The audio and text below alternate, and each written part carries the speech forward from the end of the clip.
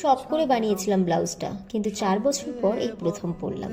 আজ একটা jet black chiffon জর্জের শাড়ির সাথে এই মাল্টি কালার ব্লাউজটা পরে আমি কোথায় যাব? যেহেতু শীতকালীন বিয়েবাড়ি, মুখে কিন্তু অবশ্যই ফেসিয়াল অয়েল অথবা সিরাম লাগানো ভুললে কিন্তু একেবারেই চলবে না। যাদের অয়েলি স্কিন তারাই ফেসিয়াল অয়েলটা স্কিপ করতেই পারো। আমি আজকের লুকে কোনো রকম কাজল অথবা আইলাইনার কিছুই কিন্তু পরবো না। ফেসিয়াল অয়েলের পর আমি মেখেছিলাম ফাউন্ডেশন, কম্প্যাক্ট, দেন ব্রাউনিশ আইশ্যাডো অ্যাপ্লাই করেছিলাম। তারপর খুব পছন্দের একটা 3 লেয়ার আইশ্যাডো প্যালেট থেকে আমি পিঙ্ক শিমারি আইশ্যাডোটাকে চুজ করেছিলাম এবং সেটাকেই হাত দিয়ে মিডিল পয়েন্টে ড্যাব ড্যাব করে নিয়েছিলাম। ওই যে বলেছিলাম আমি আইলাইনার বা কাজল এই লুকের সাথে একেবারেই ট্রাই করব না, বাট তোমরা কিন্তু চাইলে অবশ্যই ট্রাই করতে পারো।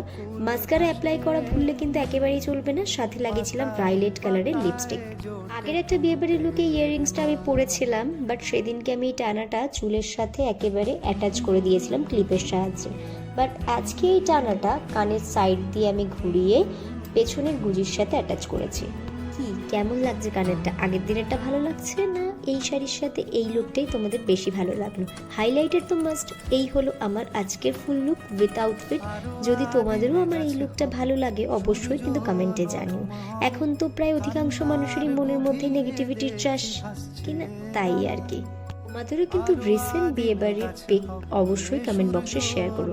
That's it for today, by.